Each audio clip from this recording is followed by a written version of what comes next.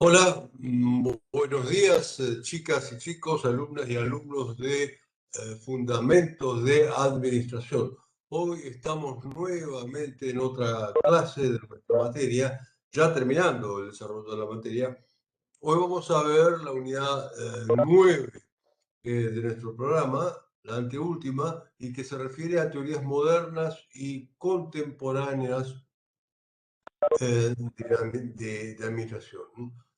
O sea, los enfoques científicos y tecnológicos que se fueron desarrollando en administración, y particularmente en esta unidad vemos las teorías vigentes sobre todo desde las décadas de 1950 a esta parte, hasta hoy. Entonces, bien, acá me preguntan del contenido del segundo parcial. No, el segundo parcial, para dejarlo bien claro, va a entrar hasta la unidad 9, toda la unidad 9. La unidad 8 ya está terminada, son los clásicos. Ya retomamos el tema, pero eso está terminado. Ahora empezamos la unidad 9. O sea, de todas formas, lo que entra es lo que hemos visto en clase. Entonces, por favor, vamos a compartir el material que ya ustedes tienen en el aula virtual.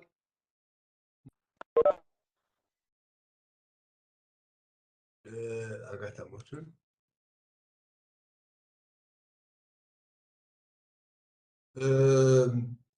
Vamos a empezar lo que está aquí en la primera lámina. Nuestra unidad 9 son 19 láminas. La primera lo que muestra es el programa, las llamadas teorías modernas en sí, que ponen desarrolladas un poquito, o sea, 1948, después de la Segunda Guerra Mundial, porque adquieren énfasis en la década de 1950 y se llaman del comportamiento, teorías del comportamiento, en el sentido de que uh, ponían mucho énfasis en lo que hacía la gente. O sea, se preocupan, por ejemplo, por la motivación, se preocupan como por el ser humano, se preocupan muchísimo por los grupos, pero no los estudian solo desde el punto de vista teórico, sino concretamente cómo se comportan, o sea, qué hacen, cómo se comportan realmente en el trabajo, en la organización. Ahí está puesto el énfasis de las teorías modernas. Luego vamos a ver desarrollo organizacional, que es una escuela de pensamiento que busca justamente que la organización siempre esté en el cambio positivo. Siempre sigue. A ver, ¿por qué sigo en la 9? Porque ya terminamos la 8. Lo que hemos visto de la 8 es lo que entra. Entonces, bueno. Juan Augusto, ¿qué es lo que me querés decir? A ver. Luego sigo analizando el programa. Desarrollo organizacional es otra escuela de la década de los 60, donde teníamos el enfoque es en cómo logramos la mejora continua en las organizaciones. Una organización que es capaz de transformarse a sí misma para mejorar en contextos cambiantes. Junto con el desarrollo organizacional, más o menos en la misma época, años 60, comienza la vigencia de la teoría de sistemas.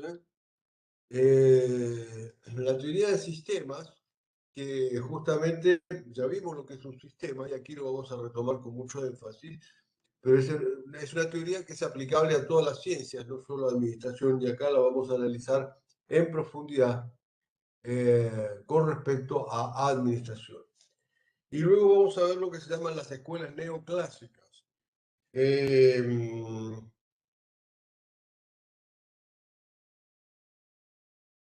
Bien, las escuelas neoclásicas que en realidad retoman el pensamiento de Taylor y Fayol, sobre todo, y tratan de actualizarlo a nuestros días. O sea, tratan de actualizarlo primero comenzaron ya por la década del 70, 1970, y después lo tratan de actualizar sucesivamente. Siguen, o sea, las escuelas neoclásicas siguen vigentes, pero tuvieron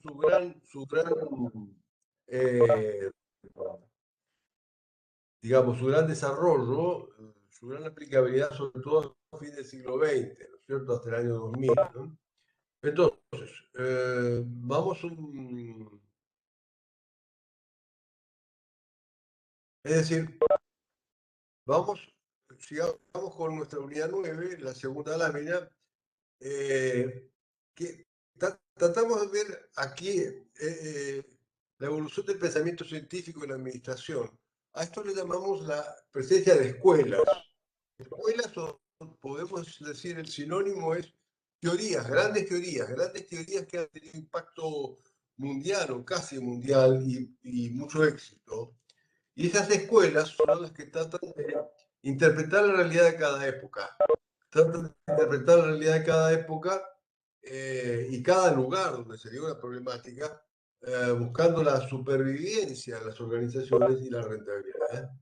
Es decir, cada escuela, como fue la escuela de Taylor en Estados Unidos, de los clásicos, concentrado los problemas de la industria, particularmente en las fábricas, o la de Fayol en Francia, también fue una escuela clásica, una de las escuelas clásicas, concentrado en resolver problemas de estructura y dirección de las empresas. Como también ocurrieron las escuelas de las relaciones humanas, que vimos también en los clásicos, ¿no? Muy concentrados justamente en el comportamiento del hombre, primero individual y después como grupo.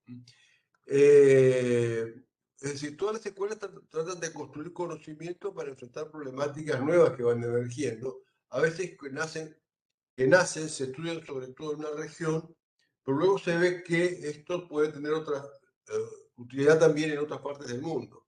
Lo que estudiamos son escuelas que han tenido una repercusión mundial, pero que siguen en algunos aspectos vigentes para las problemáticas que les dieron origen. Bien, y acá una frase como para entender esto, es decir, no sé, acá cuando vemos las escuelas o las teorías, no se trata de ver cuál es mejor que otra. No buscamos eso, ver cuál es mejor que otra. Por eso dice, al fin y al cabo, dice la lámina, somos lo que hacemos para cambiar lo que somos. Somos realmente lo que hacemos para cambiar lo que somos. O sea, somos, por ejemplo, estudiantes de administración y eso nos termina identificando. O el día de mañana vamos a ser profesionales en ciencias económicas, porque estamos estudiando para eso, estamos haciendo esfuerzos. Lo mismo pasa con las escuelas. Las escuelas, cada una es un gran aporte para resolver un tipo de problema. Y sigue siendo un gran aporte para ese tipo de problemas. Como la escuela burocrática, cuando necesitas orden en una situación poco cambiante, de poco cambio, muy importante y de poco cambio, bueno, la escuela burocrática puede ser aplicable. Cuando tenés un problema grave en la industria, el pensamiento de Fayol de Taylor sigue siendo aplicable. Por eso acá, esto es muy importante, esta lámina, es decir, las escuelas, no se trata de ver cuál es mejor, sino de ver los aportes para qué tipo de problemáticas sirven y qué sigue vigente. Entonces, vamos a compararlo justamente las escuelas modernas con las clásicas. Vamos a la lámina 3, ¿eh? Y es como que ahí justamente la foto trata de indicar que es como tratar de tener un equilibrio entre el pensamiento de los padres de la administración, como fueron Taylor y Fayol, y lo que sucedió a fines del siglo XX y aún lo que sucede hoy. Rescatando de cada teoría lo que puede ser los útiles. Entonces, veamos, las teorías clásicas, Taylor y Fayol, priorizaron la producción. O sea, que las fábricas produzcan, que sean productivas, sobre todo mantener las fábricas con buena producción y buscando productividad, pero para lo cual eran escuelas prescriptivas, o sea, priorizando distintos contextos, como fue Francia con Fayol, Estados Unidos Taylor, distintos contextos, con normas y prescripciones. O sea, los dos justamente se caracterizan porque por dar principios o normas bastante rígidas y prescripciones. Prescripciones de lo que había que hacer. Taylor en la fábrica, Fayol para que justamente para que las organizaciones funcionen, por ejemplo, los principios de organización de Fayol y los de control, ¿no? que siguen estando plenamente vigentes. Perdón, parece que hay problemas de línea, o sea, a mí me da que tengo mi conexión es realmente muy buena, pero bueno, ustedes me vayan diciendo si quieren que repitamos alguna cosa, ¿no? Eh,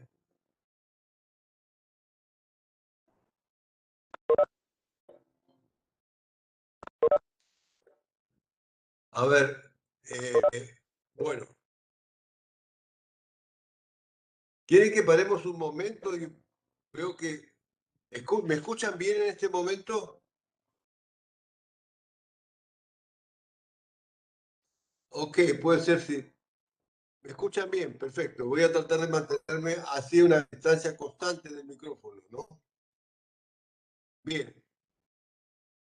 Vamos entonces a la primera de las teorías que son las llamadas teorías modernas en sí mismas, que como dijimos se refieren, ponen énfasis en el comportamiento. O sea, quiere decir, les preocupa la motivación, les preocupa el ser humano, les preocupan los grupos, tales como habían planteado las escuelas de las relaciones humanas dentro de los clásicos, pero en este caso lo que dicen los modernos es, está bien los grupos, perfecto, vamos a estudiarlos, pero lo importante es cómo se comporta de hecho la gente, o sea, qué hace en los hechos, cómo se comporta, no cómo piensa, cómo decimos que se motiva, sino qué hacen, observar la conducta. Justamente, el comportamiento organizacional se explica, busca la explicación a través de la observación de la conducta individual de las personas. O sea, qué hace cada uno en su trabajo personal y qué hace cada uno cuando está dentro de un grupo. Entonces, luego de ver qué hace cada uno individualmente y en el grupo, ahí entonces buscan explicar por qué lo hace. O sea, observan qué hace y luego buscan explicar por qué lo hace. En la búsqueda de explicación de por qué lo hace, en la búsqueda de explicación de por qué lo hace, bueno, ahí analizan la motivación. La motivación. Repito, primero observan qué hace la gente de hecho en el puesto de trabajo, individualmente, en grupo, y luego buscan por qué lo hace. Es decir, revisan la motivación, qué es lo que realmente, de hecho, mueve a la gente a actuar de esa manera. Por lo tanto, dicen los modernos, estamos hablando de moderno de la década del 50, 1950, más o menos 65 años, dicen los modernos que ¿qué debe hacer el administrador? Conocer las necesidades humanas. Ojo, cuidado, ¿qué debe hacer el administrador? Conocer las necesidades humanas, verdad absoluta hoy, sigue siendo vigente. El administrador debe tratar de conocer las necesidades humanas para comprender mejor el comportamiento del hombre. O sea, conocer las necesidades humanas de sus trabajadores. Si tienen hambre, si tienen frío, si tienen miedo porque están con el COVID, o sea, pandemia, o sea, el administrador tiene que conocer las necesidades humanas para comprender justamente el comportamiento del hombre y utilizar la motivación como un medio para mejorar la calidad de vida de los trabajadores. Primero en su ambiente de trabajo, en la empresa, después en general, después también en su vida personal. O sea, utilizar la motivación como un medio para mejorar la calidad de vida e inducir al subalterno, convencerlo, ayudarlo, inducir al subalterno a realizar las tareas que conduzcan al logro de los objetivos organizacionales. Ojo, esto es muy importante, esto sigue absolutamente vigente pero es un aporte de los modernos, que significa, está bien, el ser humano es fundamental, los grupos son esenciales, pero en los hechos no nos importa tanto lo que la gente dice que hace, sino lo que la gente hace, lo que la gente dice que los motiva, sino lo que realmente los motiva. O sea, estudiaban el comportamiento, la conducta, primero del hombre individualmente, después del hombre en grupo, y luego veían por qué se comportan así, por qué hacen lo que hacen. Y eso se llama motivación. Entonces, con el conocimiento de las motivaciones, intentaban convencer a los trabajadores de que trabajaran mejor y tratando de mejorar su ambiente de trabajo, o sea, que se sintieran cómodos, que se sintieran seguros en su ambiente de trabajo, pero también en sus vidas personales. O sea, que el trabajo en la organización les fuera productivo, no solo económicamente, sino en la calidad de vida. Para lo cual, todo arranca en observar las conductas, pero preocuparse en entender qué necesita la gente, preocuparse en entender qué necesita la gente, qué necesita nuestros trabajadores. ¿Estamos hasta acá? ¿Se va entendiendo? Bien, bien, Ríos. Bien, Luisa, Irina. Muy bien, muchas gracias. Excelente, Lautaro. Entonces, dentro de esto, dentro de las teorías del comportamiento, hay algunos autores muy importantes, muy, muy importantes. Uno fue Abraham Maslow, la teoría de Maslow. Van a escuchar hablar muchísimo de Maslow. La llamada teoría de Maslow, también se suele hablar de la pirámide de Maslow. Mira, lo vas a escuchar hablar toda tu vida a Maslow. Es muy importante. Te lo van a tomar en por lo menos 10 materias de tu carrera, de cualquiera sea de ciencias económicas. Es muy importante. Maslow fue un psicólogo. Eh, y dice que, digamos, que rechaza, por supuesto, al homus economicus de Taylor. Dice que el hombre en realidad eh, el hombre en realidad tiene una escala de necesidades. No es una sola necesidad. El hombre, el ser humano, tiene una escala de necesidades con distintas prioridades. Eh, y él presentó, a partir de trabajos de investigación, justamente una pirámide con una escala de necesidades, que cada una tenía distintas prioridades. Entonces, en la base de la pirámide, ya lo que hizo es justamente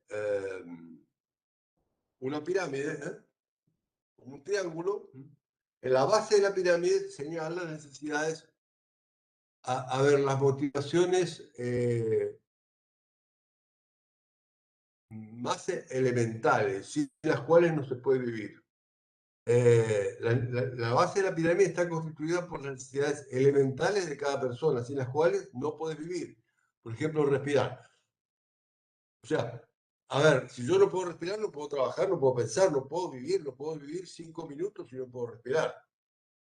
No puedo comer, es una necesidad básica. Necesidades fisiológicas, es una necesidad básica. Es decir, ningún ser humano puede sobrevivir sin ir al baño X horas o días. O sea, son necesidades básicas sin las cuales no se puede mantener la vida. Eso está en la base de la pirámide. Y luego establece distintos niveles en la pirámide a los cuales, según Maslow, tienen menor prioridad en el sentido que no son tan esenciales para la vida. Entonces, decía Maslow, básicamente Maslow identificaba 5 niveles. 5 niveles. Entonces, empecemos por la base. La base de la pirámide, lo que está más abajo, más ancho, que son las necesidades vitales, como la alimentación, o como la comida, o como respirar. Necesidades vitales básicas, ¿no? Respirar, comer, alimentarte, necesidades fisiológicas elementales. Luego tenés un segundo piso de la pirámide. Sí, sí, las necesidades básicas, el primer nivel más bajo son necesidades vitales. No se puede vivir una semana, más de una semana sin eso. Tomar agua es necesidad vital. La segunda, el segundo escalón de necesidades es para Mazo es el reconocimiento, la pertenencia social. La pertenencia social.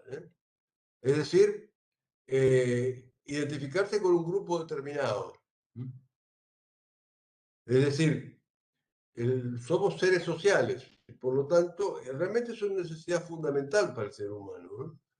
Me reconozco como un estudiante de ciencias económicas, me reconozco como parte de la familia, en mi caso de la MEA, en el caso de ustedes, algunos de ustedes, Agüero, Abate, Barreiro, en fin, me reconozco como parte de un grupo que es mi familia, también, pero también necesito ser reconocido como estudiante de ciencias económicas. Eso es un segundo nivel. Eh, luego tenemos un tercer nivel, de necesidades de estatus. Estatus quiere decir, estatus significa prestigio, reconocimiento de prestigios. En, en lo que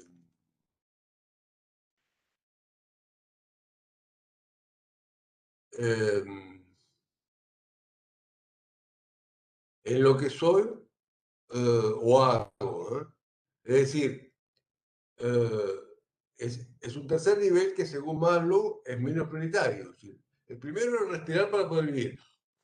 Si no, no llego a mañana. El segundo es, si llego a mañana porque respiro y como, que me reconozcan como estudiante. El tercer nivel es que, bueno, que me reconozcan como un buen estudiante. Que me reconozcan como un buen estudiante. Entonces, una vez que puedo vivir todos los días porque respiro y como, que me reconocen como estudiante y además me están reconociendo como un buen estudiante, paso a un cuarto nivel, que significa necesidad de referencia social, de referencia social. Es decir, ¿a quién me quiero parecer? Es decir, necesito una mira, tener alguien en la mira, a un modelo, alguien real o ficticio, teórico, pero un modelo, o sea, una referencia social, necesito una referencia. Es decir, quiero llegar a ser un gran profesional de la economía, un gran economista de Latinoamérica. Yo repito, hoy estoy empezando, quiero ser economista. Primer nivel, necesito comer todos los días y respirar porque si no, no voy a llegar a nada. Una vez que vivo todos los días, bueno, necesito que me reconozcan como estudiante, si no, ni siquiera me van a dejar entrar a la clase. Una vez que obtuve esto, necesito que me reconozcan como un buen estudiante para poder avanzar. Pero además necesito tener una mira a quién parecerme. Si necesito decir, bueno, la referencia de, si voy a ser economista, un gran economista al que me quisiera parecer. Y luego hay un quinto nivel, que es la de autorrealización personal. Autorrealización personal, es decir, necesito sentirme bien conmigo mismo, con cosas que son inherentes a mí, o sea, decir, bueno, quiero sentirme satisfecho con la poesía que escribo, aunque no la publique, pero yo quiero sentirme satisfecho porque escribo y me gusta lo que escribo. Quiero sentirme satisfecho conmigo mismo porque puedo ayudar a otros en alguna cosa. Quiero sentirme satisfecho conmigo mismo porque estoy haciendo deporte que me gusta. Sentirme satisfecho con lo que soy y hago, pero decir, es cuando te mirás al espejo y decís, está bueno, ¿eh? oye, estoy lindo. ¡Ja! Entonces, a ver, eso, digo, esa es la autorrealización personal. Cuando ya estás satisfecha todas las otras cuatro, las otras cuatro, llegas a, te puedes dar la posibilidad de mirarte en el espejo y decir, qué lindo que estás hoy, ¿eh? ¡Ja! Es decir, eso es la autorrealización. Lo estoy diciendo de una forma graciosa, pero quiero que se me entienda. Cuando uno puede darse un gusto de decir, me compro el cuadro que soñaba, la bandera que soñaba, en fin, la remera que soñaba, que realmente no puedo salir a ningún lado, porque realmente tiene demasiados colores, no sé, pero a mí me gusta y me la pongo y estoy acá con un par de amigos y porque a mí me gusta, porque a mí me satisface.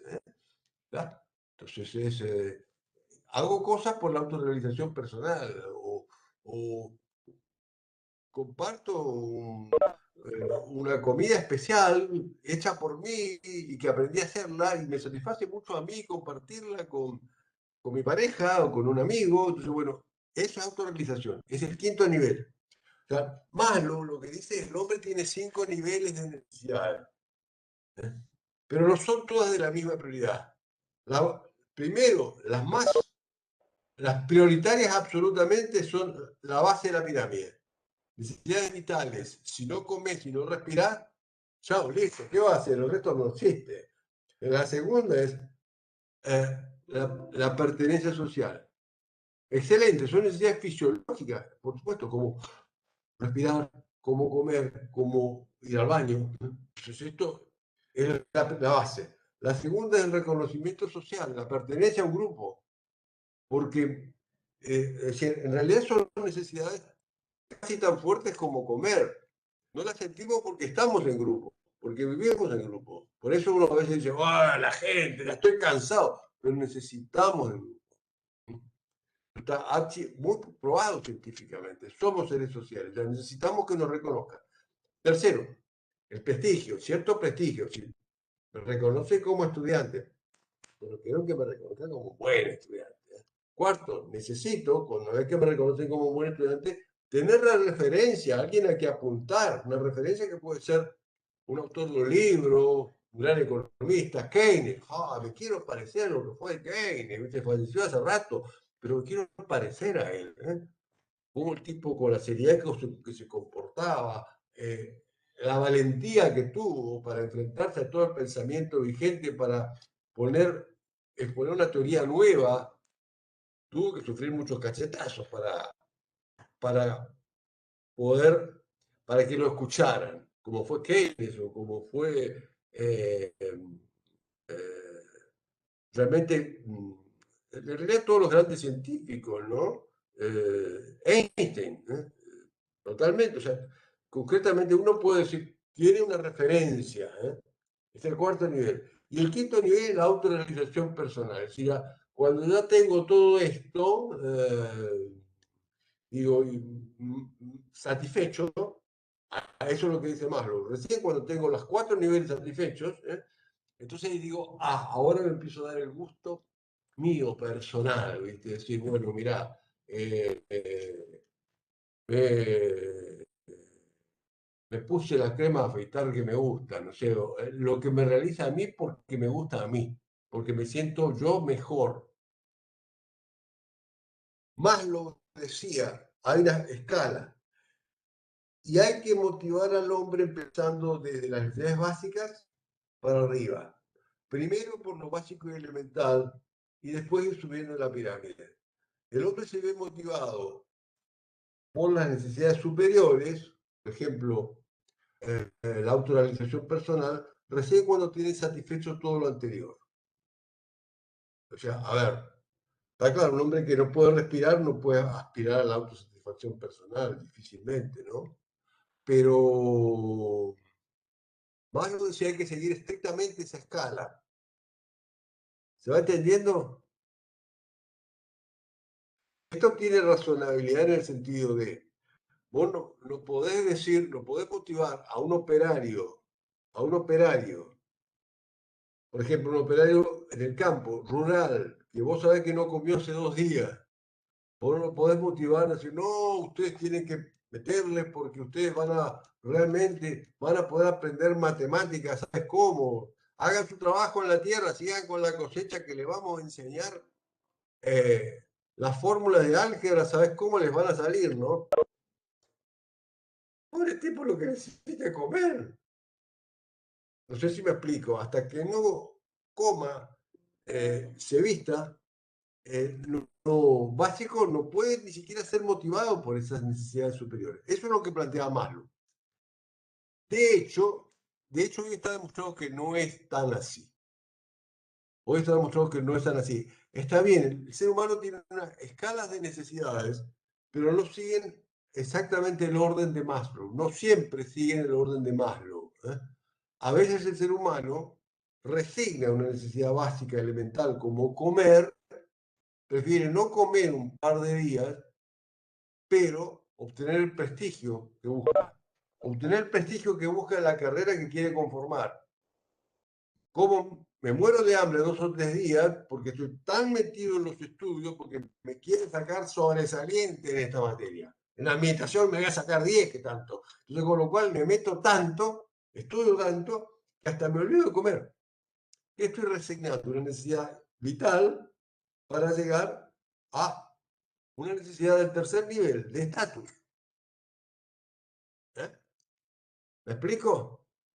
O hasta inclusive para llegar yo a ser un punto de referencia para mis compañeros. Cuarto nivel. Y puedo sacrificar una necesidad que para Maslow es más elemental, ¿no? O sea, esto es como de hecho lo que ocurre en el hombre, ¿no? La escala de Maslow no se cumple exactamente así siempre. Por lo tanto, ¿cuál es el mensaje? Maslow es una muy buena referencia, es una muy buena fuente de hipótesis explicativas de cómo se motiva el ser humano. Pero vos Valentino, vos Abel, vos Abril, cualquiera de ustedes, por favor, todos, cuando administres una organización, tenés que ver justamente cuáles son las necesidades de tu gente, como decían los modernos en general. ¿Cuáles son las necesidades de tu gente? Y ver qué es prioritario para ellos hoy. ¿Qué es prioritario para ellos hoy? ¿No? A ver, si vos estás en pareja, ¿cómo sabes para saber qué es prioritario para tu novia o tu novio hoy? ¿Cómo yo puedo saber qué es prioritario para mi señora hoy?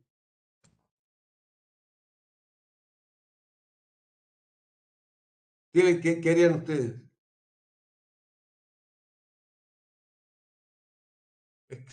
Excelente. A través de la comunicación, preguntando y escuchando. Preguntando. Exactamente es lo que hay que hacer en las empresas. Hablar con la gente y escucharlos. Ser capaz de observarlos y escucharlos para saber exactamente qué necesitan y con qué prioridad. Eso es vital, esencial. Periódicamente uno tiene que obligarse a tranquilizarse y escuchar. Parar un poco la bicicleta, el ritmo, para escuchar, porque somos seres humanos, no somos máquinas. ¿Qué necesita el otro? ¿Cuál es su prioridad? Esto no solo cambia la actitud del otro, no solo cambia la actitud del otro, sino que a mí me permite ver qué lo motiva. Y ese es el comienzo. No está la mera aplicación lineal a la receta de Maslow. En realidad Maslow no fue una receta. O sea, excelente. Escuchar y dar importancia, por supuesto, es la base, ¿eh? Es lo que hay que hacer. Maslow nos da una buena indicación, pero no es una receta infalible. A eso nos referimos. Sigamos, vamos a la lámina. También seguimos con los modernos y hay otro señor que se llamó Barnard, Chester Barnard, que planteaba que la organización es un sistema social cooperativo. Es un sistema social, quiere decir, son grupos que se vinculan entre sí con un objetivo. Grupos vinculados entre sí con un objetivo parecido a lo que en definitiva también decían las relaciones humanas, en los clásicos, pero que tratan de los grupos que tratan de ayudarse entre sí. Y tiene dentro de su pensamiento de Barnard, tiene lo que llama la teoría de la cooperación. Él lo llamaba teoría de la cooperación. Que plantea las personas, cada individuo contribuye a los objetivos de la organización siempre que su esfuerzo proporcione satisfacciones y ventajas que justifiquen tal esfuerzo. O sea, la persona va a contribuir a la organización en la medida en que obtenga suficientes recompensas. Busca un equilibrio entre su adhesión a los objetivos organizacionales y las satisfacciones que de hecho le da la empresa, ¿no? Lo vuelvo a repetir, cada individuo se esfuerza por alcanzar los objetivos organizacionales en tanto y en cuanto les permita también alcanzar los personales. Entonces, si mi objetivo personal es poder arreglar mi casa, bueno, voy a colaborar de lleno con la empresa en la medida en que mi sueldo y las ayudas que me da la empresa me ayuden a mejorar mi casa. Si la empresa no se preocupa por mí, bueno, yo difícilmente me preocupe demasiado por la empresa. Esto es lo que planteó muy claramente. A ver, esto hoy a nosotros nos parece una verdad, una obviedad total. Bueno, en la década del 50 no era una obviedad.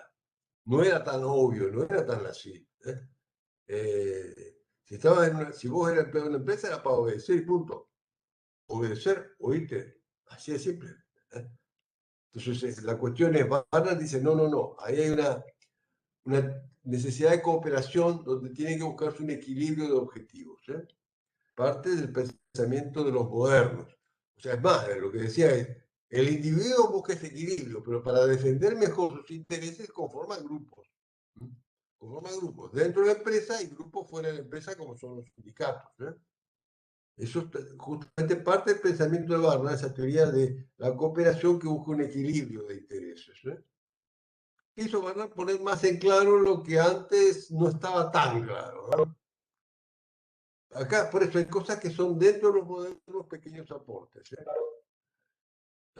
Por eso dice Barnard que el administrador debe crear y mantener esfuerzos cooperativos de los integrantes para justamente mantener ese espíritu de cooperación, de equilibrio. En realidad, el espíritu de cooperación significa diálogo para mantener un equilibrio en la búsqueda de los objetivos organizacionales, sirviendo también a los objetivos personales de los trabajadores. Otro de los modernos, importante realmente, es MacGregor, señor MacGregor, que plantea que el desafío es pasar de la organización X a la organización Y. MacGregor hizo enormes esfuerzos de investigación y de publicación. De investigación y publicación de estas teorías. Si se conocen de la organización X a la organización Y. Y llamaba X, caracterizó muy bien MacGregor, la organización X y la organización Y. La organización X era una organización tipo siglo XIX, una organización cerrada, rígida, piramidal extrema, cerrada, rígida, piramidal extrema, autocrática, quiere decir, mande el jefe y los demás obedecen, si no, palo. Esa es la X.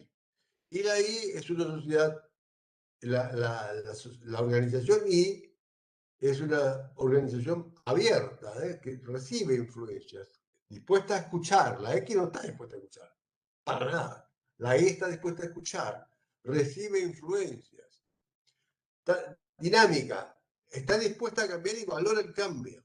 Democrática, o sea, tendencia democrática, quiere decir, escucha e incorpora algunos de los cambios sugeridos. Las grandes decisiones no las toma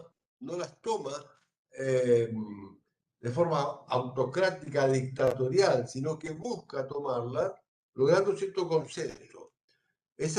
Y lo que decía MacGregor es que hay que pasar, claro, MacGregor lo decía más o menos en 1959, 1960, ahí en esa época, 61. Lo que decía es, en esa época, la mayoría de las organizaciones eran tipo X, autoritarias, lineales, totalmente, duras, rígidas. MacGregor decía, hay que pasar de la organización X a la organización Y. Esa es su teoría, ¿no? Su postulado.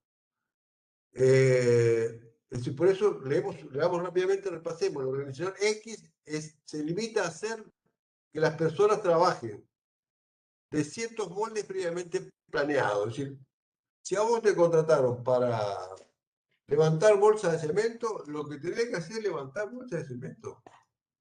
Punto, punto, punto. ¿Ves que se está por incendiar el galpón? Cállate la boca. Vos seguís levantando bolsas de cemento. ¿Ves que en realidad no se está usando una palanca que hay ahí, un guinche que hay ahí, que está tirado, que se podría multiplicar por 10 la productividad hombreando bolsas de cemento? No lo digas, no lo digas, no lo digas porque te van a castigar, te va a castigar tu jefe primero, porque vos estás para hombrear bolsas de cemento, no para pensar. Eso es lo que plantea la teoría X. Esto que a usted le puede parecer una barbaridad, este argumento de que un jefe, un capataz le diga a un operario, señor, usted está acá para hombrear bolsas de cemento, no para pensar. Yo lo he escuchado tantas veces. Es un disparate, porque el ser humano todos estamos para pensar. Y en la medida que uno, desde su punto de vista, expresa un pensamiento útil, como me ocurrió a mí hace poco en una fábrica, que un operario, que el tipo estaba, no era bolsa de cemento, estivando unas maderas. Y en un momento pasé yo con el gerente de la fábrica por al lado y él nos dice, todo así, nos hizo, señaló así con el dedo, así lo hizo, así, con el dedo. ¿Y qué señaló el hombre? Primero no veíamos, entonces ahí señaló mejor. Señaló que había en el techo una viga rota que estaba a punto de quebrarse, de desplomarse. ¿Y qué pasaba con ese? Si se desplomaba. Si se desplomaba, había que cerrar la fábrica por una semana. No sé si me explico. Había que cerrar la fábrica por una semana. Entonces, en la organización X, que todavía existe, le hubieran dicho, usted está acá para hombrear madera. ¿Qué tanto esto de pensar y sugerirle al jefe que mire para el techo? Por favor, ¿quién se cree que es usted? Sancionado. Y en realidad lo que el tipo está haciendo es, en este caso, al contrario, se le agradeció. No era una organización X, para nada. ¿Eh? Pero en la organización X las personas tienen que trabajar en el cuadradito que se le dijo, y ni se te ocurra hacer ni pensar nada más. Y considera la organización X que el hombre es perezoso, es indolente y que evita el trabajo y va a rendir lo menos posible. El tipo es vago, el tipo o la tipa eh, es vago y así no hay. Entonces, para que trabaje hay que pagarle bien y de vez en cuando tener el látigo preparado. Para la organización X, al hombre, al trabajador, le falta ambición, solamente que le paguen mejor, elude toda responsabilidad y busca la seguridad de la dependencia. Entonces, como no quiere ser responsable de nada, por eso justamente busca la relación de dependencia. No es capaz de autocontrol ni es capaz de autodisciplina. La única forma de tener autocontrol y disciplina es con el látigo. Eso es lo que dice la teoría X de las organizaciones X, de lo que hay que salir. Y eso decía MacGregor hace 60 años. Y hoy todavía existen organizaciones X.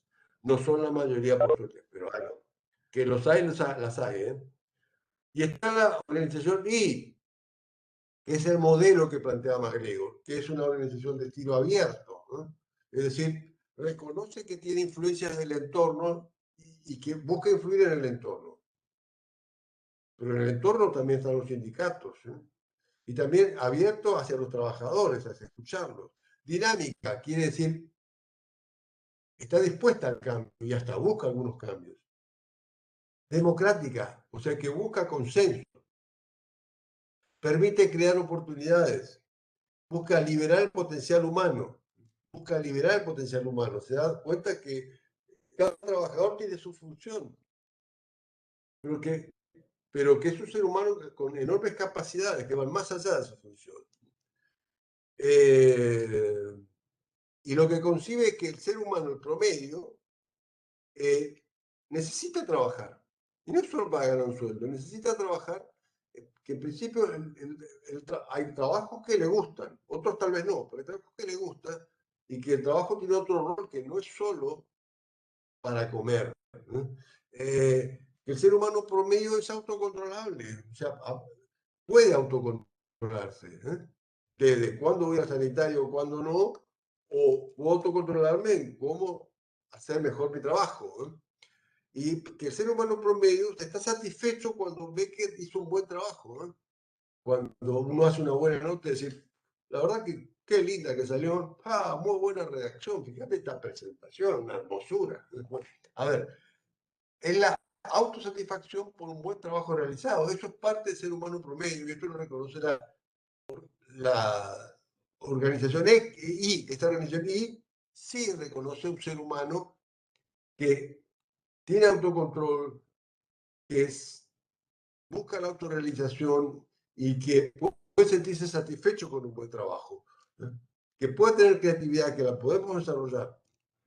Es decir, esas personas se motivan, son más fáciles de motivar y buscan el desarrollo personal.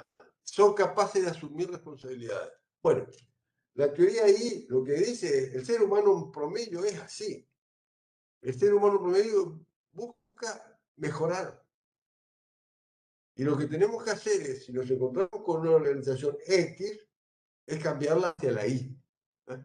Impulsar nuevos valores democráticos, abiertos, considerando que la mayoría de los seres humanos buscamos ser democráticos, abiertos, flexibles, buscamos mejorar también nuestra calidad de vida. ¿Se entiende? Esto que hoy puede parecer casi una obviedad, bueno, no, hace 60 años no, esto es una innovación terrible, terrible, porque casi todas las empresas eran X. Hoy en día digamos que el 60% son Y, el 60%, pero hay un 40%. Y en la administración pública también, ¿eh? Tenés de las dos, de las X y de las Y. Bueno, las X tienen que ir desapareciendo, ¿no? Tienen que ir desapareciendo. Y hay que apuntar ahí. Lo mismo que decía MacGregor, esto sigue vigente. Entonces, uh, entonces, otro pensador de los modernos es Likert. Likert, que en realidad es un gran estudioso de la motivación humana.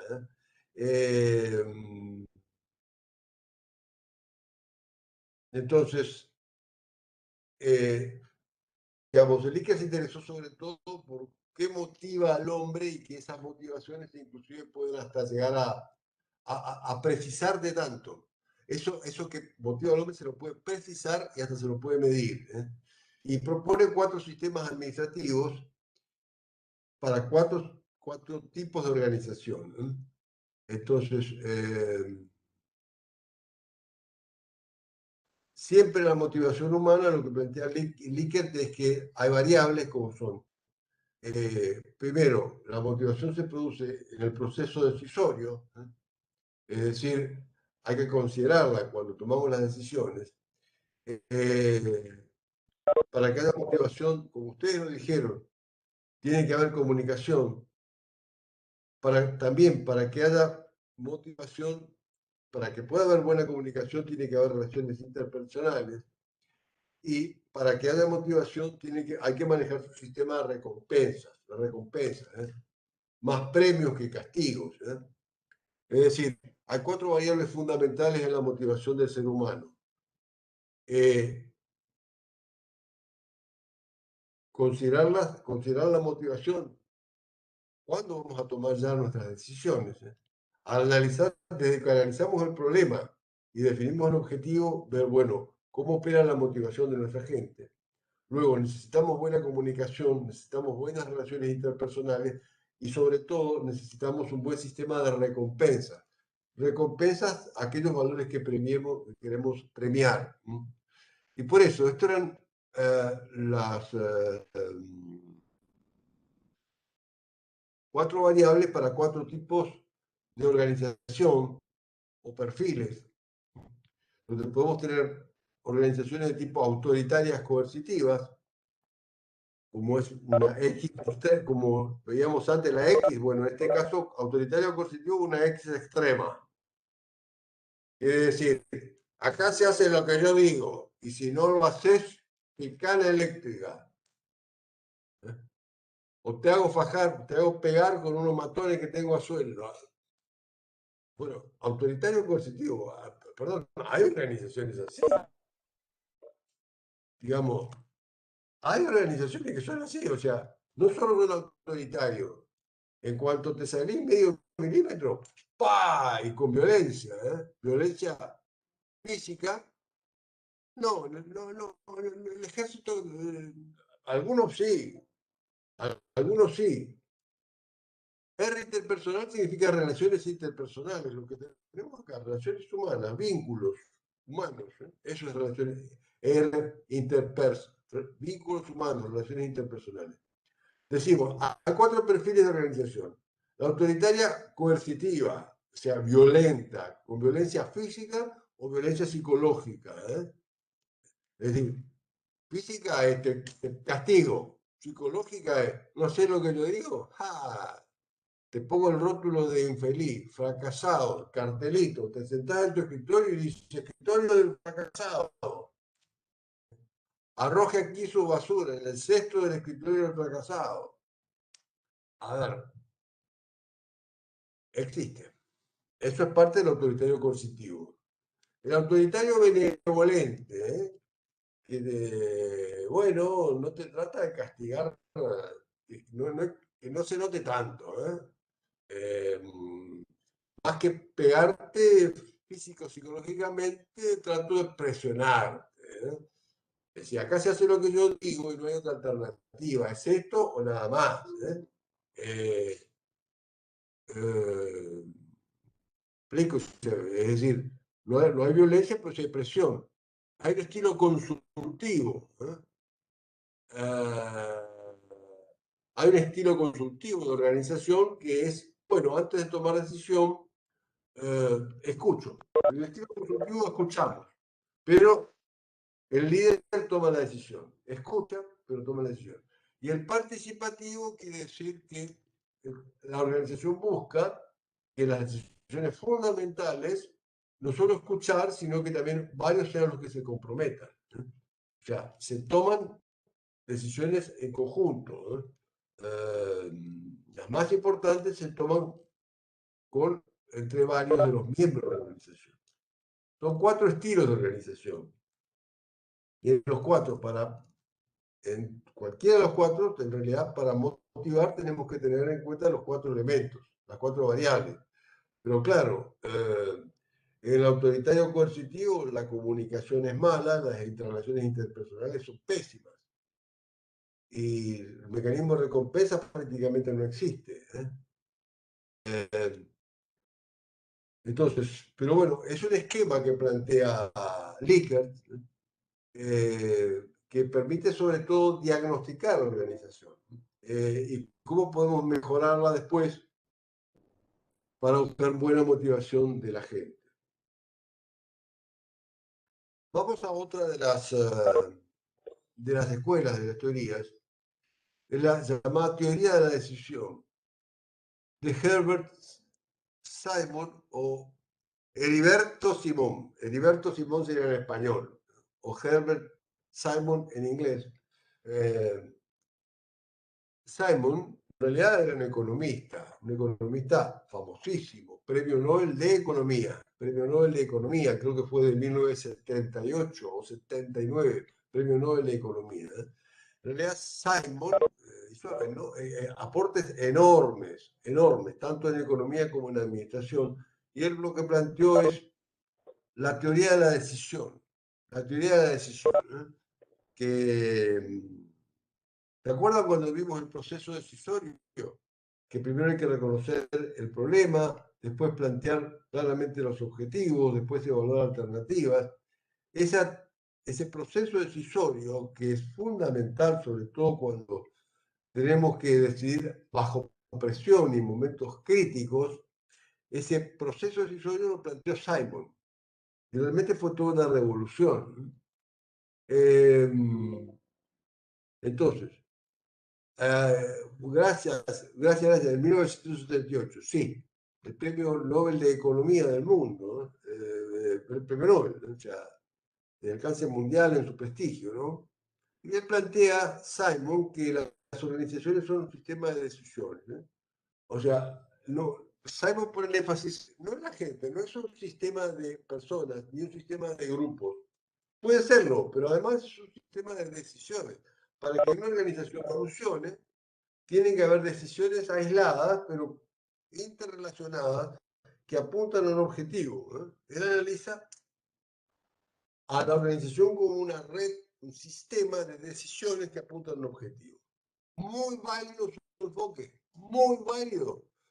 Porque si vos tenés decisiones que no apuntan al objetivo común, sino que van para otro lado, significa que es como en un partido de fútbol, que tenés la mitad del equipo que hace goles en contra. Nunca vas a ganar. ¿Eh? Y con mayor razón si el que hace más goles en contra es el arquero. Ojo, a esto se refiere. La organización es un sistema de decisiones, no solo la gente, las decisiones. Y él plantea como un punto fundamental revisar el proceso decisorio. ¿Eh? Si se está siguiendo la lógica del proceso decisorio. Que si no tenés esa lógica vas a llegar a cualquier lado. Es como que yo he visto mucho esto. Bueno, decisiones, quiero tomar decisiones, pero ¿cuál es el problema? Ah, no importa, hay que tomar decisiones. Pero si no sabemos cuál es el problema, ah, no sé, usted tome decisiones. A ver, carece de la lógica elemental. O sea, por eso Simon decía como buen criterio, revisa el proceso decisorio. Plantea la llamada teoría del equilibrio organizacional, que es mantener el vínculo entre la organización y cada individuo, eh, y ese vínculo positivo se da en la medida en que los alicientes, los estímulos que recibe el individuo sean superiores a los sacrificios. Bueno, es parecido a lo que ya veníamos viendo, la necesidad del equilibrio entre lo que el individuo aporta a la organización y lo que recibe. Eso ya justamente lo vuelve a plantear Simon ya de la forma más refinada y le llama el equilibrio organizacional. Ya para mantener una buena relación siempre positiva hay que preocuparse que los alicientes de todo tipo, no solo la remuneración, el buen puesto de trabajo, la comodidad, el confort, el prestigio, todos los alicientes que recibe un individuo tienen que ser superiores a los sacrificios que él realiza y los aportes concretos que él está realizando. Y él, así como Taylor habló de homus economicus, que solo le interesaba la plata y que era un vago por naturaleza, Simon plantea el hombre administrativo. El hombre administrativo es aquel que se contenta con lo satisfactorio. Ojo, cuidado, esto es muy importante, muy importante. El hombre administrativo se contenta con lo satisfactorio, significa busca soluciones no óptimas, sino satisfactorias. Es decir, eh, el hombre administrativo busca siempre una muy buena solución, pero a veces la muy buena no es igual al último. Si vos podés decir, por ejemplo, podríamos hablar para entenderlos. El estudiante administrativo, el concepto de Simon, diría, yo quiero salir muy bien en la administración. Muy bien, pero necesito salir bien en julio del 2021, no en julio del 2031. Porque si yo quiero asegurarme el 10 en todo perfecto, necesito hasta julio del 2031. Por lo tanto, no, yo quiero salir muy bien, pero en julio del 2021. Entonces voy, estudio, me preparo, aseguro sacar por lo menos 8. Yo si ya me saco 8, estoy muy bien, muy contento. Pero necesito que sea en julio, a lo sumo agosto. No demorarme 10 años estudiando y reestudiando.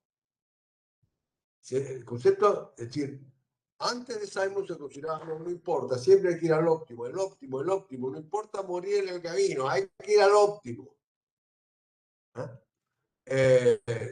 Simon dijo, así no son las cosas, las organizaciones exitosas de hecho son las que buscan un nivel satisfactorio.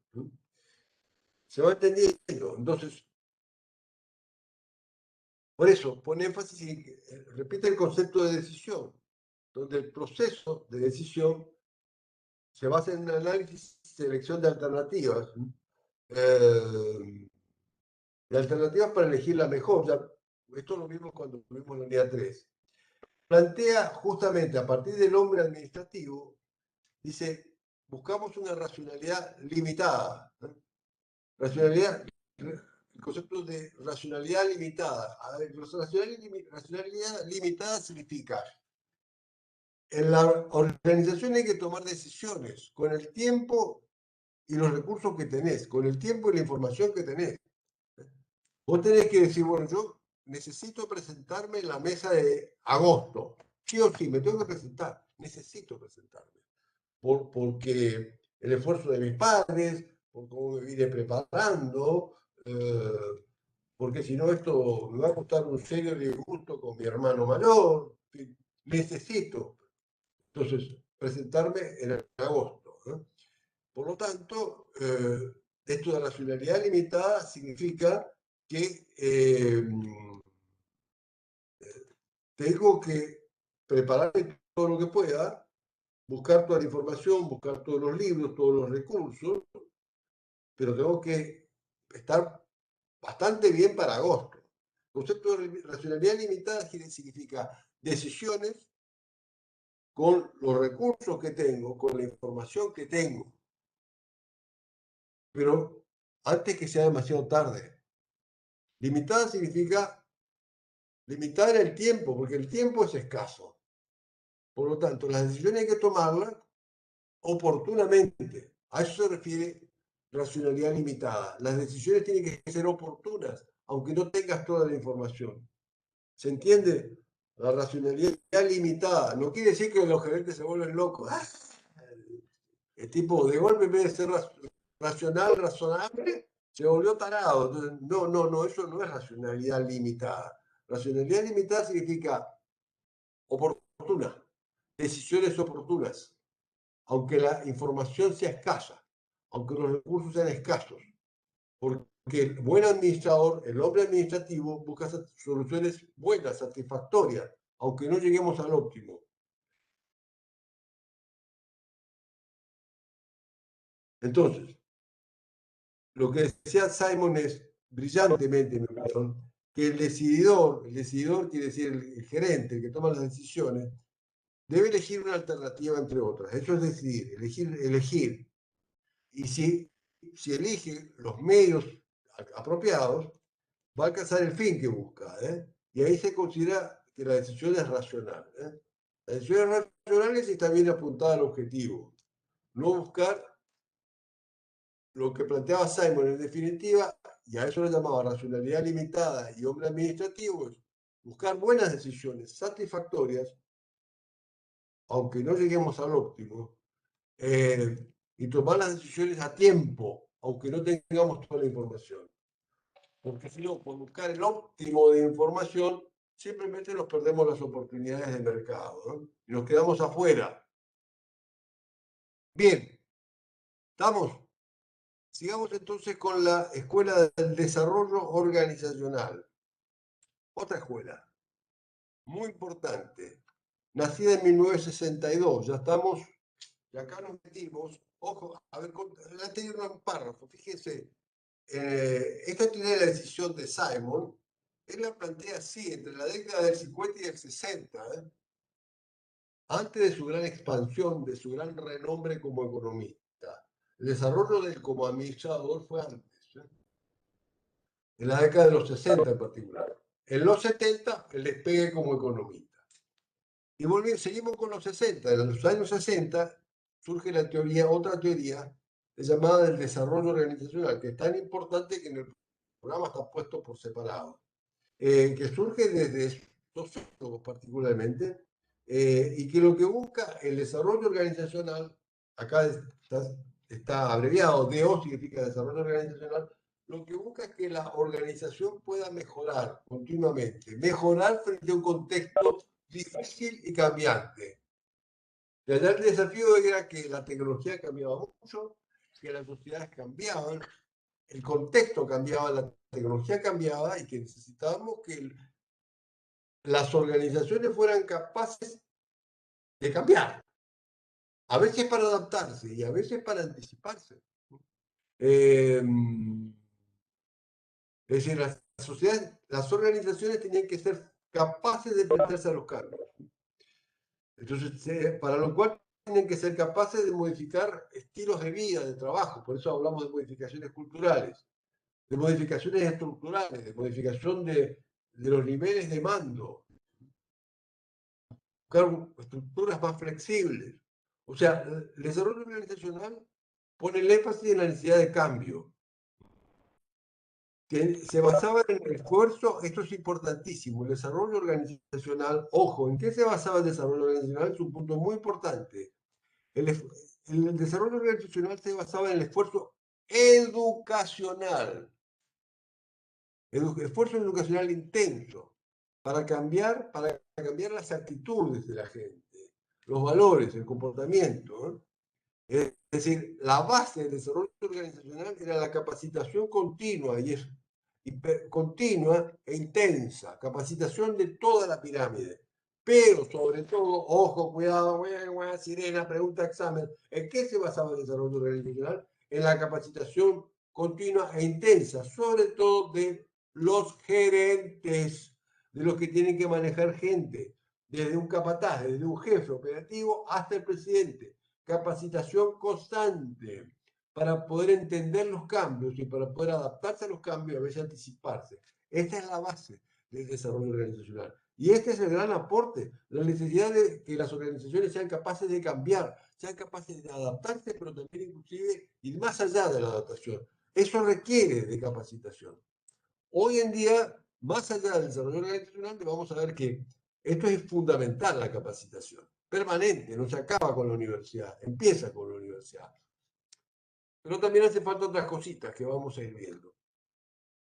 Por eso, justamente, el desarrollo organizacional lo que buscaba es enfrentar las conductas del mercado, los cambios en la demanda, los cambios en la competencia, los cambios en la tecnología, los cambios en la cultura, como son los cambios en la moda, por ejemplo, los cambios en el nivel de conocimiento,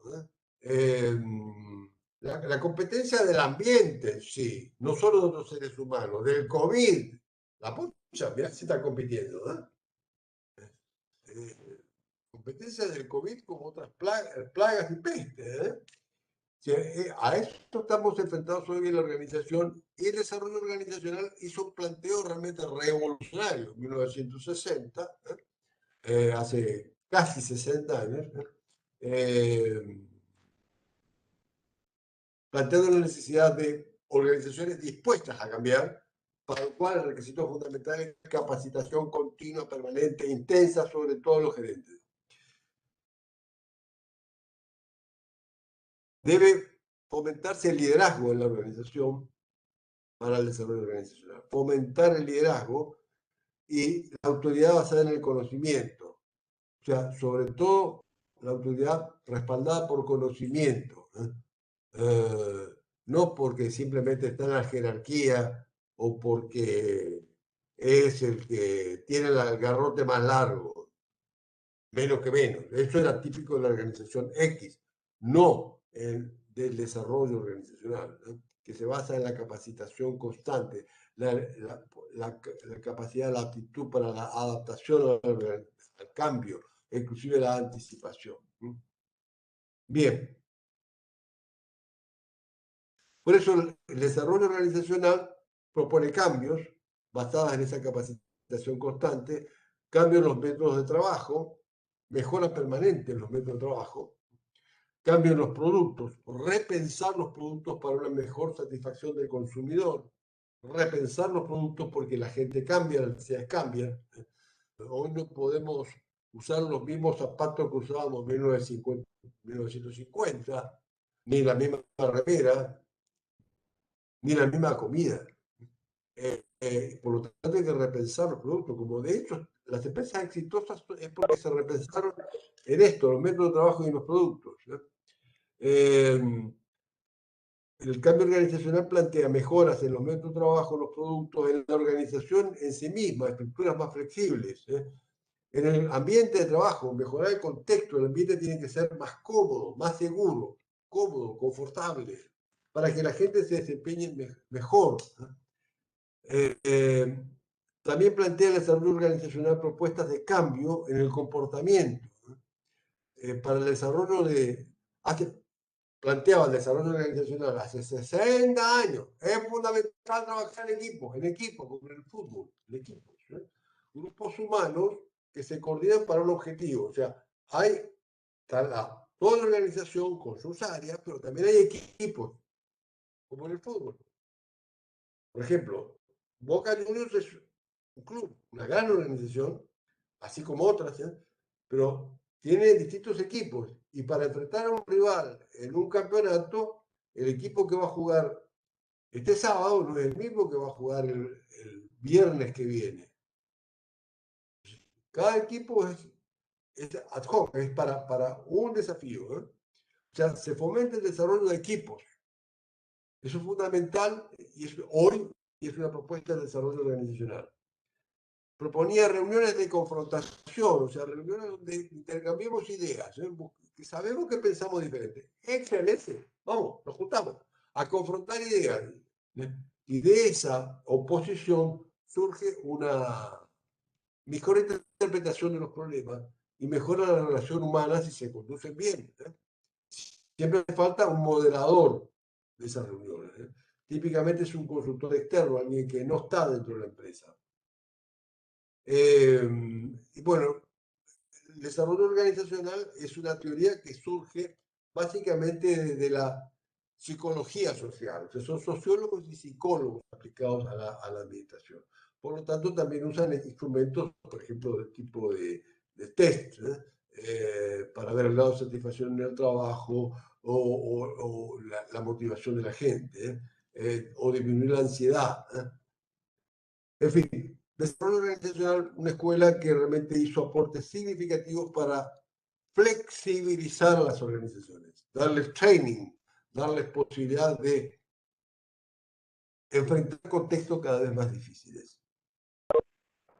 En la década de los 60 surge una teoría espectacular, enorme, que es la teoría de sistemas.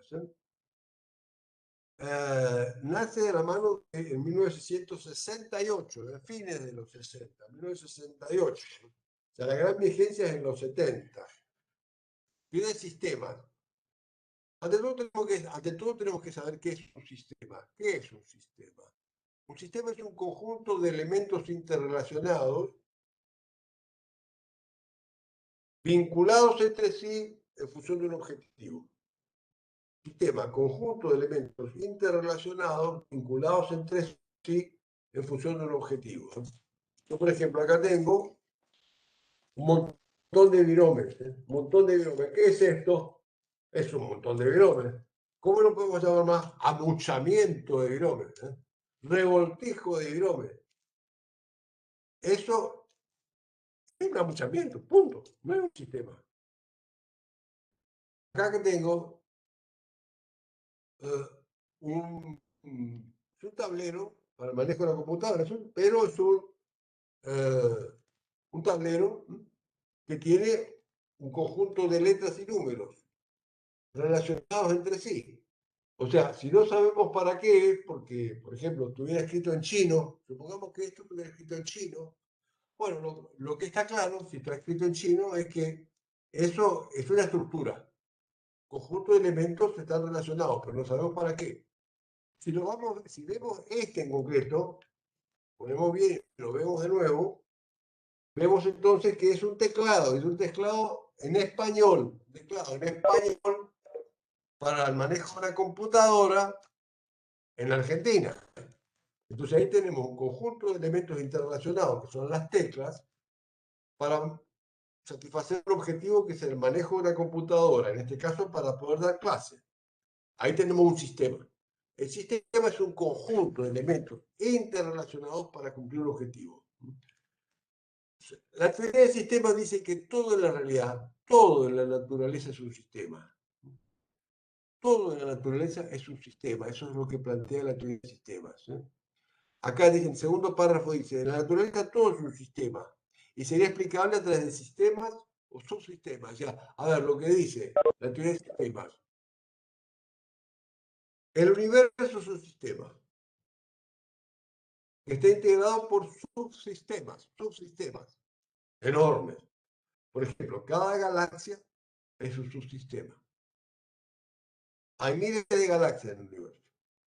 A su vez, cada galaxia, como es la llamada Vía Láctea, donde está el planeta Tierra, el subsistema galaxia tiene a su vez dentro otros subsistemas, que son estrellas con planetas. Entonces, dentro del sistema Vía Láctea hay un sistema que se llama sistema solar, cuyo centro es nuestro Sol, y alrededor del cual giran varios planetas. Uno es el planeta Tierra. El planeta Tierra es un subsistema del sistema solar. El sistema solar es un subsistema de la Vía Láctea. La Vía Láctea es un subsistema del universo. Pero a su vez, el sistema planeta Tierra es un sistema que tiene subsistemas. Primero, Océano Atlántico es un subsistema, Océano Pacífico es un sistema, un subsistema, el Océano Índico es un subsistema, América es un subsistema, Europa es otro subsistema. América es un subsistema, pero que está integrado por parte. El sistema de América está integrado por países, cada país es un sistema. El sistema México tiene parecido, pero es diferente al sistema Argentina. El sistema Paraguay es diferente del sistema Estados Unidos. Entonces, digamos, todo el sistema humano, yo soy un sistema, que tengo subsistemas, que ustedes lo habrán estudiado, subsistema respiratorio, el subsistema digestivo que me permite comer, por ejemplo. Entonces, toda la naturaleza es explicable por sistemas y subsistemas. Y ahí entonces plantea la teoría misma de sistemas, es lo mismo pasa en las organizaciones. La organización es un sistema. Y cuando enfrentás un problema en la organización, tenés que entenderlo como un sistema. O sea, primero ver cuáles son los componentes, cómo se interrelacionan entre sí con respecto al objetivo. Ojo, cuidado. Es decir, esta es la diferencia con los estructuralistas. O sea, no es solo la vinculación, ¿cuáles son los elementos? ¿Cómo se vinculan entre sí y cómo se apuntan al objetivo? O sea, la organización es un sistema que tiene un conjunto de partes, con influencias entre sí, pero todas tienen que apuntar a un objetivo. Y en realidad todos los problemas de la organización deben ser analizados como un sistema. Ok, ese es el gran aporte de la teoría de sistemas. Es un aporte metodológico que sirve para estudiar nuevos problemas. En realidad toda la naturaleza, muy especialmente en las organizaciones. Ustedes, cuando hablamos de teoría de sistemas, primero tienen que describir qué es un sistema.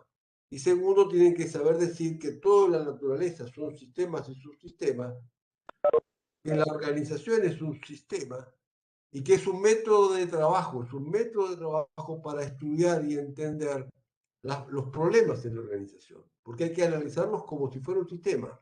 ¿Cuáles son sus elementos componentes? ¿Cómo se relacionan entre sí y en función del objetivo? Entonces, todos los sistemas naturales tienen características. En primer lugar, funcionan como un todo. O sea, el sistema Facultad de Ciencias Económicas es un sistema donde todas las partes, por ejemplo, cada materia, cada cátedra, es influida por el sistema. No es lo mismo dar administración en la Facultad de Ciencias Económicas que dar administración en ciencias exactas, que también tienen una materia parecida, pero con otros objetivos. Es otra cosa. O sea, a ver, cada, digamos, el todo en este caso es el sistema Facultad de Ciencias Económicas. Y hay influencia entre las partes, entre sí con el sistema. Y hay que entenderlo así, como un todo. entender las partes y el todo. Todos los sistemas tienen características. Acá vamos a resaltar en toda la naturaleza. Acá vamos a resaltar algunas que son fundamentales para la administración. Ojo, cuidado, características de los sistemas fundamentales. Estas son preguntas de exámenes. ¿Cuáles son características fundamentales para las organizaciones? Una es la entropía. La entropía, una característica de los sistemas. Entropía. Entropía es la tendencia natural al desgaste, al debilitamiento, a la desintegración. Es decir, cualquier sistema natural tiende al desgaste. O sea, nuestro cuerpo es un sistema y tiende al desgaste con el envejecimiento. Pero también las estrellas tienden al desgaste. Cualquier sistema natural tiende al desgaste. Cualquier sistema está expuesto a la entropía.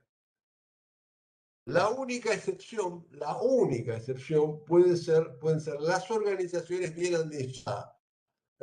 Ojo, cuidado, esto es pregunta de examen. Esto es pregunta de examen. ¿Cuándo la administración puede revertir una característica de los sistemas? En el caso de la entropía, la administración genera lo que se llama negentropía. Negentropía. Palabra latina que significa contrarrestar la entropía. La buena administración permite el desarrollo organizacional. La buena organización permite el continuo cambio positivo de la organización. Eso se llama negentropía.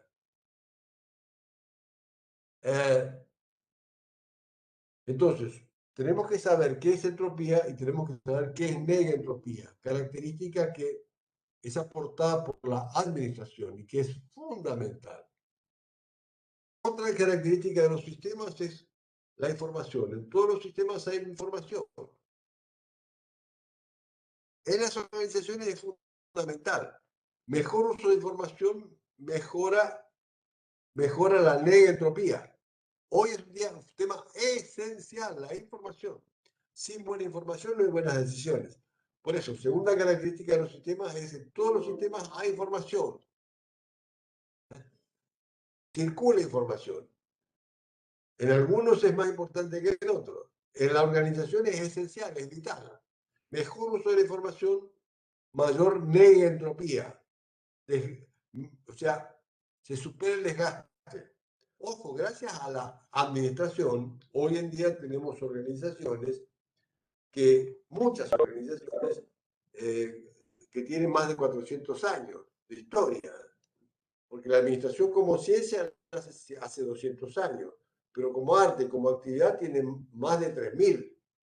Y hay organizaciones, como ya vimos, algunas que tienen más de 2000 años, y muchas que tienen más de 400, y muchísimas que tienen 200. ¿No?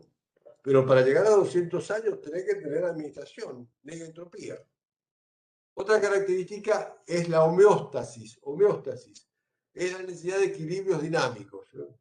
O sea, todo sistema para que se mantenga vivo necesita equilibrios dinámicos, homeostasis, que es como es el cuerpo con la transpiración y la temperatura. O sea, cuando hace calor, transpiramos.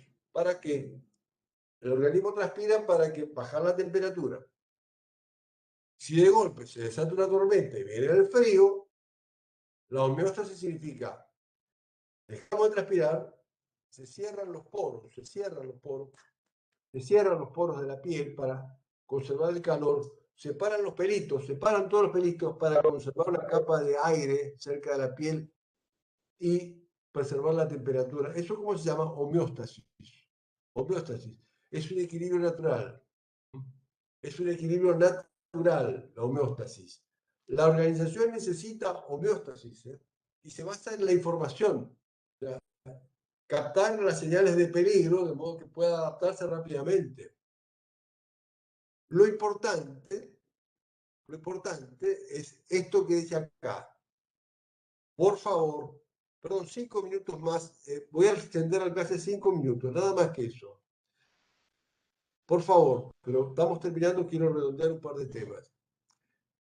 Esto es extremadamente importante. La organización es un sistema sociotécnico abierto, dinámico, complejo. La organización es un sistema, siempre es un sistema, una organización. Sociotécnico significa social porque está integrado por gente. Técnico porque está integrado por equipos, por herramientas, por métodos. Abierto, abierto porque influye y recibe influencia del contexto. Dinámico, dinámico porque cambia. Complejo, complejo porque no es fácil de entender, porque no están los libros, porque hace falta, además de los libros, hace falta investigar. Entonces, la organización, esto es fundamental, es un sistema sociotécnico abierto, dinámico y complejo. Pero además es un sistema de roles, como decía antes, lo vimos cuando decíamos que hace un ratito que la organización es un sistema de decisiones y es también un sistema de roles cubiertos por gente. ¿eh? Por eso, la teoría de sistemas propone interpretar al hombre como un hombre funcional, un hombre que está caracterizado por las funciones que cumple. Podemos decir un hombre asociado a un rol concreto. Es decir, con el para qué sirve en esa organización. Eso es el llamado hombre funcional, aquel que tiene que saber él y los demás cuál es su rol, para qué sirve. Ese es el hombre funcional. ¿eh? Una propuesta fundamental de la teoría del sistema. Ojo, la teoría del sistema sigue plenamente vigente. La teoría del sistema se aplica a toda la ciencia y es la gran madre del desarrollo explosivo de los sistemas, de la tecnología informática y comunicaciones en particular, de las computadoras, de los celulares. Un punto fundamental en la teoría de sistemas es el concepto de cajas negras. Cajas negras. Entonces simplemente tienen que saber qué es una caja negra. Una caja negra es cuando estás enfrentando un problema de necesitas entender un proceso, necesitas entender los pasos del proceso, te encontrás con algunas realidades que no entendés, pero que tampoco te hace falta entender ya. Por ejemplo, analizar los pasos del proceso de producción de pan en una panadería. Vos te podés encontrar que un ingrediente fundamental es la levadura. Sí, lo es. Pero si estás analizando el proceso de producción de pan para hacerlo más seguro y eficiente, ¿te interesa la fórmula de la levadura? ¿Incide algo en la eficiencia del proceso? No, no es significativo. Sin embargo, parece interesante conocer la fórmula de la levadura porque esto en el futuro podría mejorarnos el pan. Entonces, ¿qué quiere decir? Yo estudio el proceso y fijo algunas cajas negras. Cajas negras significa algún concepto, algún elemento que no lo entiendo, que todavía no lo entiendo, que no me hace falta entenderlo ya, pero que es interesante investigarlo a futuro. Eso quiere decir caja negra. Lo que no comprendemos aún. Sabemos lo que entra y sabemos lo que sale. O sea, como en la levadura, sabemos que entra el pan con un poquito de levadura al horno, entra un pan chiquito y que sale un pan inflado grandote. ¿Qué pasó en el medio? ¿Cuál es la reacción química? No la sabemos del todo. En nuestro caso, nuestros panes.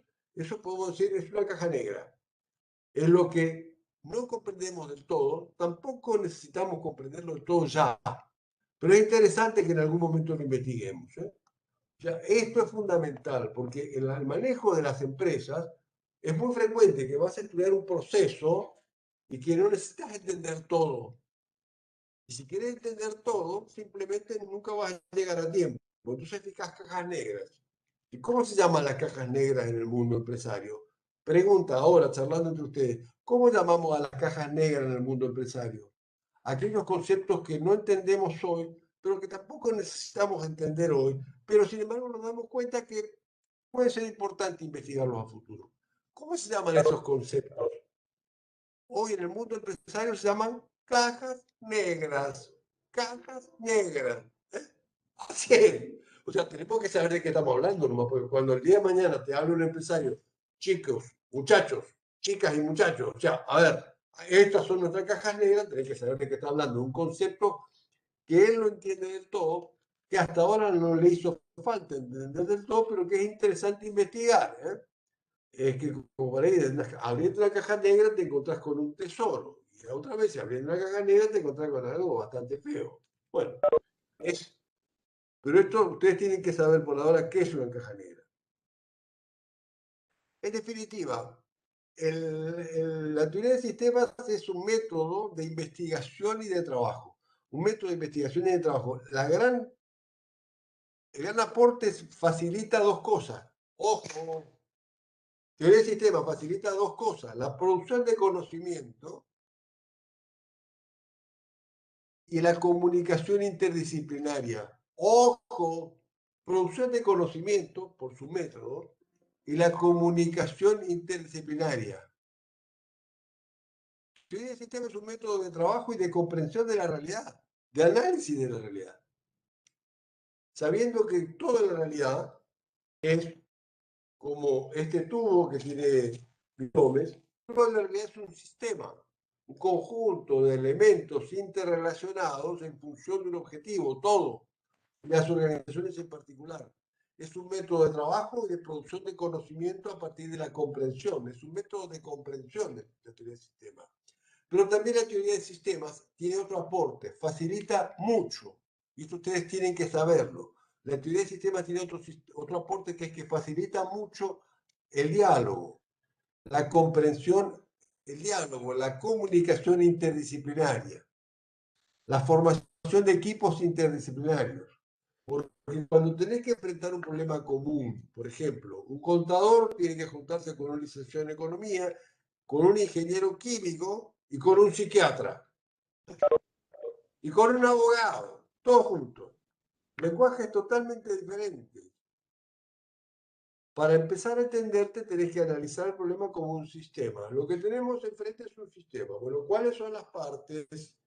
Definirlas en este grupo en común. ¿Cuáles son las partes? ¿Qué nombre les ponemos? ¿Cómo se relacionan? ¿Qué nombre les ponemos? ¿Cuál es el objetivo? ¿Cómo lo definimos? O sea, cuando vos te empezás a definir el problema en común como un sistema, empezás a entenderte y se va unificando el lenguaje. La teoría del sistema tiene dos aportes. El método de comprensión y de trabajo para generar conocimiento nuevo y de comunicación, facilita la comunicación interdisciplinaria, lo cual hoy en día es fundamental para el trabajo en equipo. O sea, ok, la teoría del sistema también permitió, lámina 16, un concepto muy rápido, pero permitió el gran desarrollo matemático aplicado a las empresas, sobre todo. O sea, y de allí nacieron una serie de modelos como que ustedes los van a estudiar más adelante, como la llamada teoría de los juegos, o teorías de la decisión cuantitativas. Esto lo van a analizar más adelante.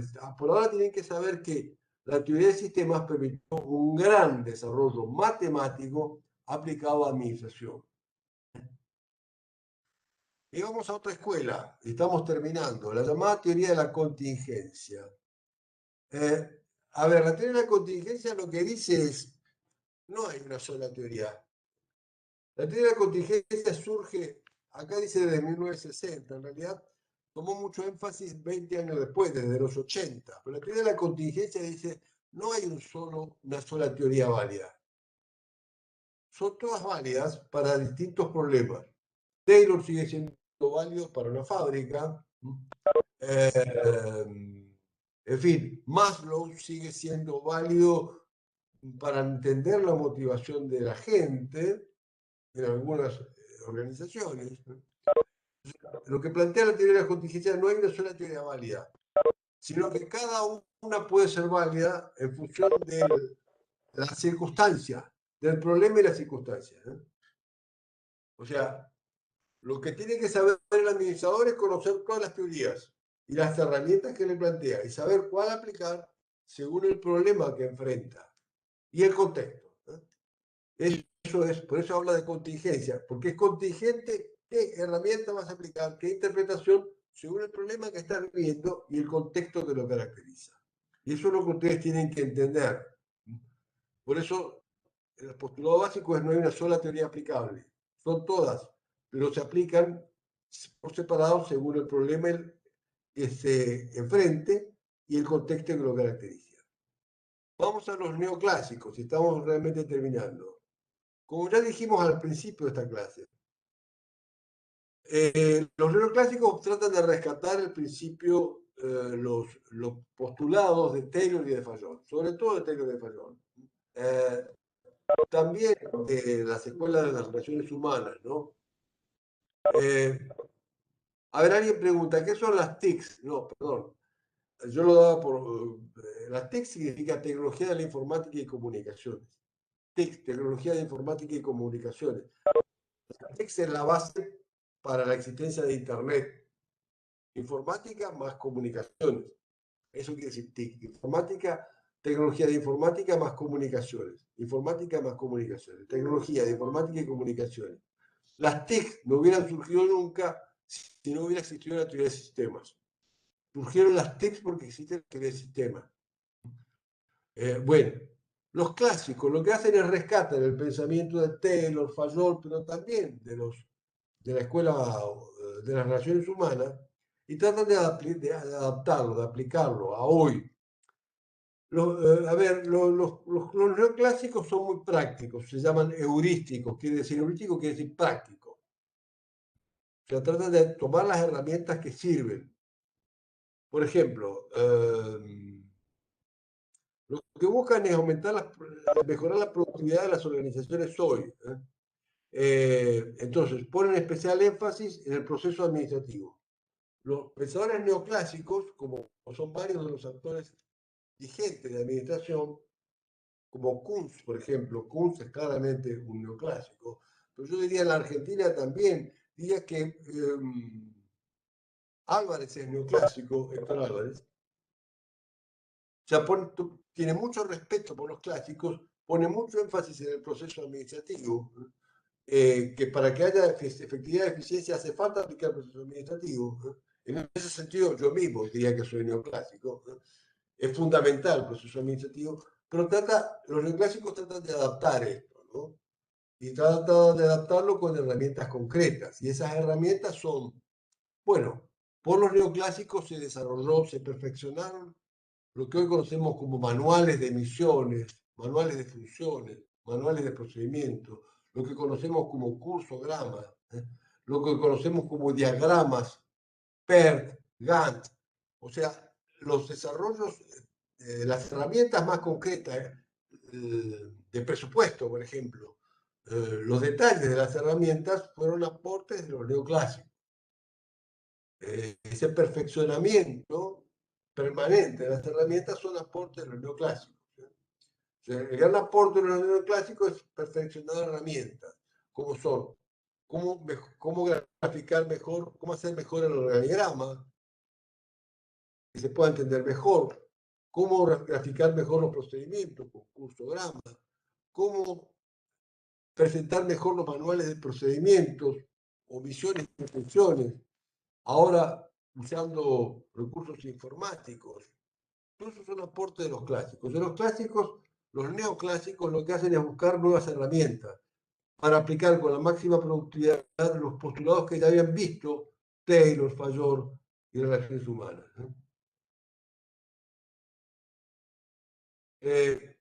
Y ponen especial énfasis los neoclásicos en algunos principios prácticos. Primero, el proceso administrativo. Primero.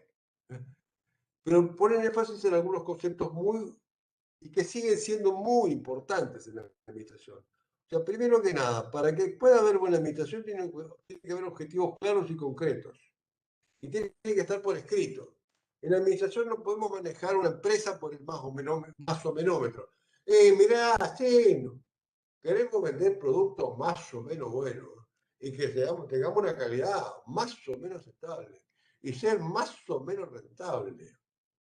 Es la mejor forma de que la empresa dure poco, ¿no? No puedo estar con el más o menómetro, y mucho menos con me parece, con la me parece que, logía, no el me parece que. Ahí tiene que haber fundamento técnico, científico, y tiene que ser objetivos concretos y en lo posible medible. Teniendo objetivos claros, entonces la organización tiene que ser también clara, tiene que ser sencilla, no puede ser rebuscada. Y eso, claro, hay que poder dibujarlo en un organigrama. Por eso dice, la organización debe ser tan sencilla que se pueda dibujar en un organigrama. Y hay que estar dispuesto a cambiarla. Eso quiere decir, por eso flexible. División del trabajo, ya lo planteaba Taylor, Fayol. Todos han seguido con ese principio. División del trabajo significa especialización. No a rajatabla. No quiere decir que tenés prohibido hacer otra cosa. Pero tenés que conocer cuál es tu función hoy y aprender a hacerlo cada vez mejor. Después irás cambiando. La división de trabajo lleva a la especialización. División de trabajo y especialización van de la mano. La necesidad de jerarquía es fundamental para que pueda haber una buena administración. Jerarquía. Quién manda y quién obedece. Una cosa es que el estilo democrático. Me gustan las decisiones por consenso. Pero la jerarquía es fundamental. Bien, ¿a qué hora terminamos la clase? Acabamos de terminarla. Terminamos la unidad 9. Hasta acá entra en el parcial. Paro la clase. Paro no la clase, sino el material. Vamos a ver si quedó alguna duda. Les pido, les agradezco enormemente, enormemente la atención. La próxima clase de repaso, sí, la próxima clase es de repaso. Totalmente. Va a ser repaso, vamos a empezar la unidad 10 y hacer un repaso, ¿no?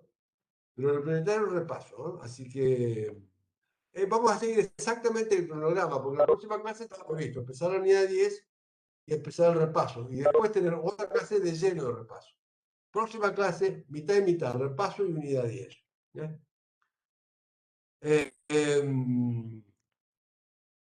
El parcial, déjeme, yo en las próximas clases le confirmo exactamente qué hora el parcial, pero va a ser, nos inclinamos a que sea una hora temprana de la tarde, tipo o a las 15 o a las 16:30. Casi seguro que sería tipo a las 15 horas. Les confirmo la clase que viene. ¿Está? Muy bien. De nuevo, chicas y muchachos, es un gusto estar con ustedes. Muchas gracias por su atención. Dejo de grabar y vamos a ir para la clase.